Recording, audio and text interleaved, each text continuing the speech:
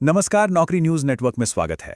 इस वक्त line of control यानी एलओसी पर एक बहुत बड़ी रणनीतिक हलचल देखने को मिल रही है। कुछ इंटेलिजेंस रिपोर्ट्स एक ऐसी तैयारी की तरफ इशारा कर रही हैं जिसने भारत और पाकिस्तान के बीच के तनाव में एक नया ही एंगल जोड़ दिया है। चलिए आज इसी पूरे मामले को परत दर परत समझते हैं।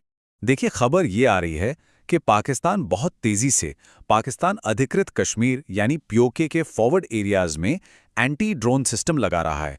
और ये जो तैनाती हो रही है ना, वो एक गहरे डर का नतीजा है। और उस डर के पीछे एक ही नाम गूंज रहा है, ऑपरेशन सिंदूर 2.0। तो सबसे बड़ा सवाल यही उठता है कि आखिर ये ऑपरेशन सिंदूर 2.0 है क्या चीज, जिसने पाकिस्तानी सेना में इतनी खलबली मचा दी है। आज के इस विश्लेषण में हम इसी कॉन्सेप्ट को पूरी तरह डीकोड करेंगे, खास तौर पर एग्जाम के नजरिए से, ताकि इस विषय पर कोई भी कंफ्यूजन बाकी ना रहे। तो आज हम क्या क्या कवर करने वाले हैं? पहले लॉक पर फैले इस नए डर को समझेंगे, फिर सिंदूर 2.0 के कॉन्सेप्ट को डिकोड करेंगे, इसमें जो टेक्नोलॉजी शामिल है उस पर बात करेंगे, और आखिर में देखेंगे कि ये सब हमारे एग्जाम्स के लिए क्यों इतना जरूरी है। तो चलिए बिना देर किए सीधे मुद्दे पर आते हैं। सबसे पहले ये समझते हैं कि लॉक पर पाकिस्तान असल में कर क्या रहा है और क्यों कर रहा है। खबरों के मुताबिक पाकिस्तान ने एलओसी के पास 30 से भी ज्यादा स्पेशल एंटी ड्रोन यूनिट्स तैनात की हैं। ये रावलकोट, कोटली और भिम्बर जैसे सेक्टर्स में लगाई गई हैं, जो सीधे भारत के पुंछ, राजौरी और नौशहरा के सामने पड़ते हैं। और ये काम पाकिस्तान की 12वीं और 23वीं इन्फेंट्री डिवीजन की निगरानी में हो रहा है, जिससे पता चलता है कि ये एक बहुत ही हाई लेवल और सोची समझी सैन्य तैयारी है। लेकिन सवाल ये है कि पाकिस्तान को अचानक ये सब करने की जरूरत क्यों पड़ गई? इसका जवाब सिंदूर शब्द के इतिहास और इसके नए वर्जन यानी 2.0 में छिपा है। चलिए अब इस कॉन्सेप्ट को ही क्रैक करते हैं। जो विजुअल इस वक्त स्क्रीन पर दिख रहा है वो भारत की मिलिट्री सोच में आए एक बहुत बड़े बदलाव को दिखाता है। देखिए, उरी और पुलवामा हमलों के बाद भारत की पॉलिसी डिफेंसिव से प्रोएक्टिव हो गई। मतलब अब सिर्फ बचाव नहीं बल्कि पहल करके जवाब देना। सर्जिकल स्ट्राइक और बालाकोट एयर स्ट्राइक इसी के उदाहरण हैं। इसी कड़ी में जो ओरिजिनल ऑपरेशन सिंदूर था वो पहलगाम आतंकी हमले का एक टेक्नोलॉजी बेस्ड जवाब था, और सिंदूर 2.0 बस उसी सोच का अगला और भी ज्यादा मॉडर्न और कॉन्सेप्चुअल लेवल है। तो यहाँ सबसे जरूरी बात जो याद रखनी है वो ये है कि सिंदूर 2.0 किसी ऑफिशियल मिशन का कोड नेम नहीं है। ये एक कॉन्सेप्चुअल टर्म है, एक सोच है। ये भविष्य की एक ऐसी मिलिट्री स्ट्रैटेजी की ओर इशारा करता है जो बहुत हाईटेक, बहुत तेज और एकदम सटीक होगी, जिसमें ड्रोन, आर्टिफिशियल इंटेलिजेंस और सैटेलाइट्स का इस्तेमाल करके दुश्मन के ठिकानों पर लिमिटेड लेकिन बहुत असरदार जवाबी कार्रवाई की जा सके। हमारे एग्जाम के लिए यह समझना बेहद जरूरी है कि सिंदूर 2.0 क्या है और क्या नहीं है। ये एक स्ट्रैटेजिक सिग्नल है, कोई डिक्लेयर्ड मिशन नहीं। इसका मकसद डिटेरेंस यानी एब्स्ट्रैक्ट है, कोई फुल स्केल वॉर शुरू करना नहीं। इसमें लिमिटेड और पिन पॉइंट स्ट्राइक्स की बात है, ना कि पारंपरिक जमीनी हमले की। ये क्लैरिटी जवाब लिखने में बहुत काम आएगी।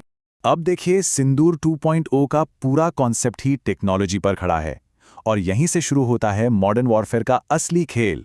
एक तरह का कैट एंड माउस गेम। एक तरफ हमला करने की टेक्नोलॉजी तो दूसरी तरफ उससे बचने की टेक्नोलॉजी। पाकिस्तान ने दो तरह के सिस्टम तैनात किए हैं। एक है सॉफ्ट किल सिस्टम, जैसे स्पाइडर और सफराहा। ये ड्रोन के सिग्नल को जैम करके उसे अंधा और बहरा बना देते हैं। और दूसरे हैं हार्ड किल सिस्टम, जैसे ऑरिलिकन गन और अंजा मिसाइल, जो ड्रोन को सीधा आसमान से नीचे गिरा देते हैं। कह सकते हैं कि एक सिस्टम दिमाग पर अटैक करता है तो दूसरा शरीर पर कहानी में एक ट्विस्ट ये है कि सूत्रों के मुताबिक पाकिस्तान को खुद अपने बनाए हुए सिस्टम्स पर पूरा भरोसा नहीं है। उन्हें यह डर सता रहा है कि भारत की एडवांस टेक्नोलॉजी के सामने ये सिस्टम शायद टिक ना पाए। और पाकिस्तान का ये डर यूं ही नहीं है। इसकी वजह है भारत की ऑफेंसिव कैपेबिलिटी, खासकर हारूफ या हार्पी जैसे हंटर ड्रोन। इनका काम ही है दुश्मन के एयर डिफेंस रडार को ढूंढकर तबाह कर देना।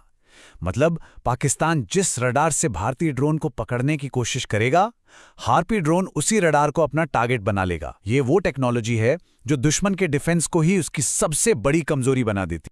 चलिए अब बात करते हैं टाइमिंग की। आखिर ये सब अभी ही क्यों हो रहा है? इस तनाव के पीछे फौरी वजह क्या है? इसका एक बहुत बड़ा कारण है सीमा पार से लगातार बना हुआ आतंकवाद का खतरा।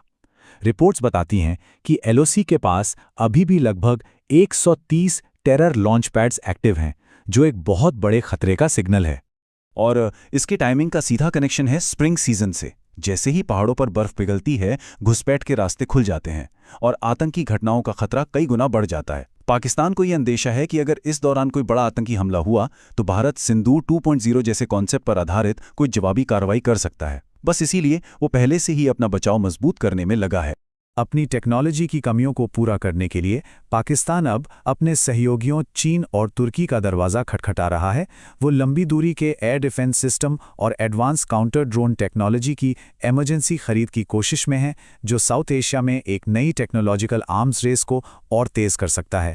तो पाकिस्तान की तैयारियों की बात तो हो गई, पर इस पूरी तस्वीर को बैलेंस करने के लिए ये समझना भी उतना ही ज़रूरी है कि भारत का ऑफिशियल स्टैंड क्या है। देखिए, भारत की official policy credible minimum deterrence की रही है। भारत नो फर्स्ट यूज़ की अपनी न्यूक्लियर पॉलिसी पर कायम है और उसका मकसद हमेशा से रीजनल स्टेबिलिटी बनाए रखना रहा है। लेकिन सीमा पार आतंकवाद पर भारत की जीरो टॉलरेंस की नीति भी उतनी ही साफ है और इसी के तहत वो अपनी मिलिट्री तैयारी हमेशा टॉप नॉच रखता है। अब आते हैं इस विश्लेषण के सबसे ज़रूरी हिस्से पर। ये टॉपिक हमारे प्रतियोगी परीक्षाओं के लिए क्यों और कैसे महत्वपूर्ण है। जो लोग यूपीएससी, एसएससी या स्टेट पीसीएस की तैयारी कर रहे हैं, उनके लिए ये टॉपिक बहुत ही ज़्यादा इंपॉर्टेंट है। जीएस पेपर 2 में इंडिया एंड इट्स नेबरहुड और जीएस पेपर 3 में बॉर्डर एरिया सिक्योरिटी चैलेंजेस के तहत इससे सीधे सवाल बन सकते हैं। और जो कॉन्सेप्ट्स हैं, जैसे evolving military doctrines, role of emerging technology, deterrence and strategic signalling और technological arms race in South Asia, इन पर अच्छी पकड़ होनी ही चाहिए। चलिए तो फटाफट रिकैप कर लेते हैं। आज के विश्लेषण के मेन टेकअवेज ये हैं। सिंदूर 2.0 एक स्ट्रैटेजिक कॉन्सेप्ट है, कोई ऑफिशियल मिशन नहीं। पाकिस्तान की तैनाती इसी कॉन्सेप्ट के डर से हो रही है। ये पूरा मामला असल में ऑफेंसिव और डिफेंसिव टेक्नोलॉजी के बीच की एक रेस है और इसकी टाइमिंग का सीधा लेना देना स्प्रिंग सीजन में बढ़ने वाले घुसपैठ के खतरे से है। जाते जाते एक सवाल आपके लिए छोड़ जाते हैं।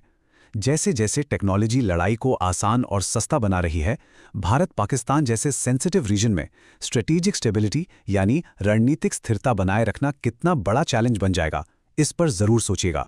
उम्मीद है कि ये विश्लेषण पसंद आया होगा। अगर हाँ, तो इसे लाइक और शेयर जरूर करें और ऐसे ही एग्जाम ओरिएंटेड करंट अफेयर्स के सटीक विश्लेषण के लिए नौकरी न्यूज़ नेटवर्क को सब्सक्राइब करना बिल्कुल ना भूलें। धन्यवाद।